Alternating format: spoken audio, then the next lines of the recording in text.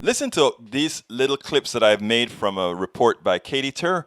It's important, and then let's take it on the other side. We are living in an extraordinary moment. We're 25 days from the election. 211,000 Americans are dead. The president of the United States has been infected, along with dozens of his White House staffers. Infections are spreading throughout the country again, and millions of Americans are worried about voting in person.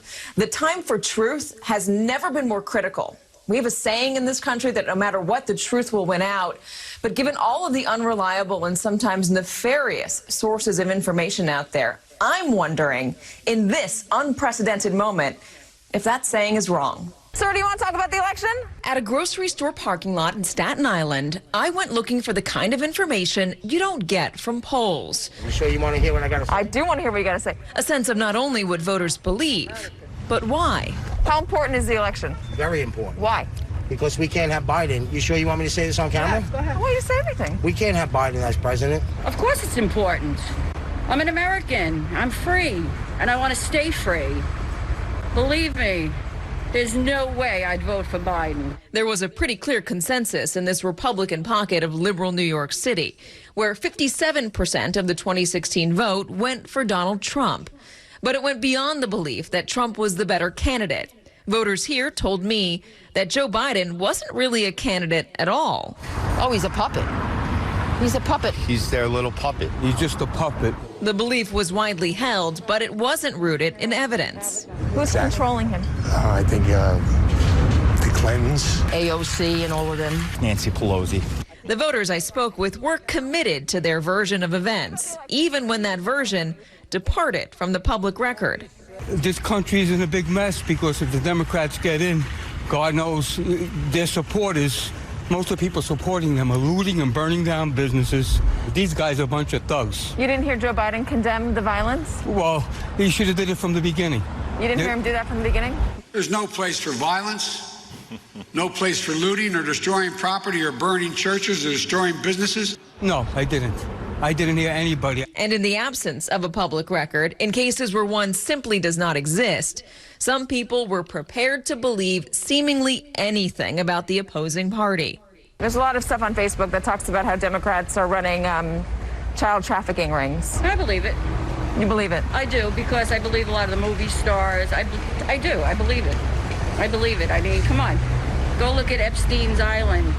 Jay Van Bovel is a professor of psychology at New York University and an expert on what he calls false beliefs. So there's conspiracy theories across the political spectrum. This is not just an issue of the right per se. One of the reasons that you're seeing it more on the right at this particular moment is because leaders and elites in the party are pushing these. And so when you have an ecosystem and norms that reinforce these conspiracy theories, they're going to spread more powerfully in those identity groups. This whole idea that Joe Biden is trying to convince Trump voters to vote for him, I guess this makes you wonder if it's even possible among some of those voters who believe that there is a deep state out to get him. Yeah, and it's also dangerous to even sometimes try to correct those conspiracy theories because you can accidentally amplify them. I've actually said to the fact checkers, you better fact check yourself. Where do you get your facts? We heard their voters repeating what they hear in some conservative echo chambers, rumors and conspiracies that don't have any basis in fact. And when they are presented with facts by me or by fact checkers or on Facebook, they dig in. The fact checks often strengthen their false beliefs. And this is really concerning among election officials I've spoken with and national security sources. They just don't know what will happen if Trump claims the election is rigged and how his supporters who only believe him or his friendly media outlets will react. But beyond that, Craig, even if there is not a question of who wins the election, there is a question of whether this country can fully ever get back on the same page again, if not on politics, then at least on the fundamentals that the truth is truth and lies are lies. There's just so much disinformation that's out there polluting our discourse. Now, I have one comment to that, and I think it is something that most people miss, right? What Katy is talking about, first of all, Katy's absolutely right as far as how the right-wing echo chamber works, right? But these people have faith. They believe in that right-wing echo chamber. Those are the people they have trust with. The question is, how do you establish trust with these people who have another trusting source for them? And my theory is, and it's not just theory because these are things that I've executed before, when on one-on-one basis, where you're not just talking to talking and spitting out facts or whatever, but facts are either logical or not. They're either true or false. They're items but there are also items that are gray area, where there's no absolute truth or no absolute false.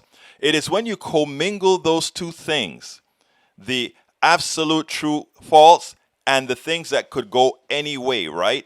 And I kind of pointed that out in a book that I wrote, where I said, there are certain items that you can define.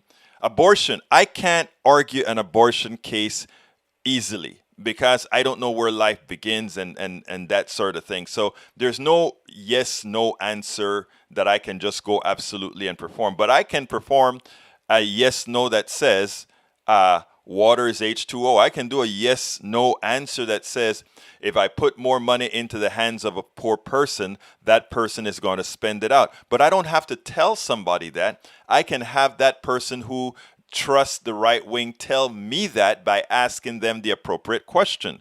And I think that is where we have failed as a country.